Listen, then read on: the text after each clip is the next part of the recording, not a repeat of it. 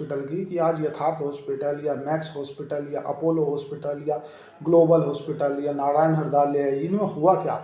इनमें आज ताबड़तोड़ इतनी तेज़ी देखने के लिए मिल क्या रही थी? देखो, सबसे पहले समझो कि जो मतलब एक CGHS करके है, सेंट्रल गवर्नमेंट हेल्थ स्कीम, उस स्कीम का 10 साल पहले का जो मतलब डिसाइड किया हुआ प्राइस था ना, वो अब 10-15 साल बाद परिवर्तन कर रहे हैं। उसमें ऐसा समझ लो, मैं आपको बिल्कुल शुद्ध शब्दों में समझा रहा हूँ जिससे आप समझ में आए।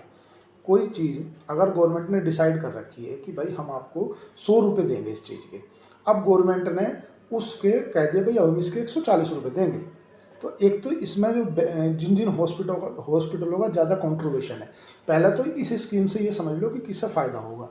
तो लगभग 1 करोड़ से ज़्यादा जो केंद्र सरकार के कर्मचारी हैं ना, उन्हें फ़ायदा होगा। ये स्कीम क्या है? तुम्हारा CGHS से, ये तुम्हारा है मान के चलो सेंट्रल गवर्नमेंट हेल्थ स्कीम। इसमें 1 करोड़ से ज़्यादा लोगों को तो फ़ायदा होगा। अब जिस जिस हॉस्पिटल में ज़्यादा से ज़्यादा कॉन्ट्रीब्यूशन है, जैसे यथार्थ हॉस्पिटल है, उसका गवर्नमेंट के द्वारा इन एम्प्लॉयों का जो इलाज करता है, उससे जो पैसा आता है ना, वो आता है 35%। तो इसलिए यथार्थ हॉस्पिटल का कॉन्ट्रीब्यूशन ज़्यादा है, इसलिए यथार्थ हॉस्पिटल में ज़्यादा वॉल्यूम भी आएगी और ज़्यादा पैसा आएगा। सिंपल फंडा समझ लो, अगर अभी ये 100 आदमियों का इलाज करके 10,000 रुपये कमा रहे थे, तो अब ये 100 ही आदमियों का इलाज करके 14,000 रुपये कमाएंगे, ऐसा समझ लो आप।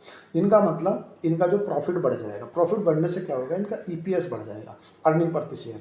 अर्निंग प्रति शेयर बढ़ने से क्या होगा? इनका जो P है ना, प्राइस टू अर्निंग रेशो, वो घट जाएगा। और प्राइस टू अर्निंग रेशो घटने से क्या होगा? ये स्टॉक सस्ते हो जाएंगे। प्राइस उनका वही रहेगा, बट ये वॉल्यूम में सस्ते हो जाए, दिखने लगेंगे कि यार इतने के पी पे हैं। कोई भी इंडस्ट्री में पी मैटर करता है, ठीक है। अगर बात करें तुम्हारा सबसे मेजर रेवेन्यू किसका आता है, तो यथार्थ हॉस्पिटल का 35% है। दूसरे नंबर पे आता है तुम्हारा मैक्स हॉस्पिटल, मैक्स हॉस्पिटल का 21% है।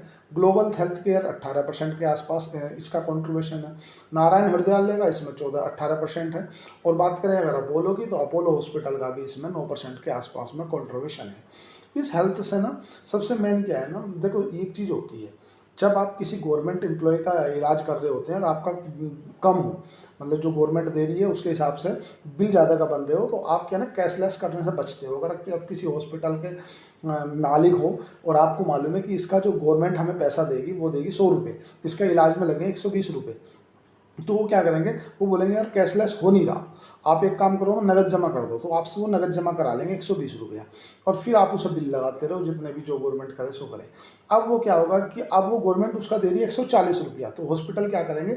वे नगद लेंगे, वो कैशलेस लेंगे। बोले कैशलेस कर लो ना, क्या फ़र्क पड़ रहा है यार, क्योंकि उन्हें फ़ायदा है ना उस चीज़ में। अगर आप स्टॉक मार्केट में हो और आप लंबे समय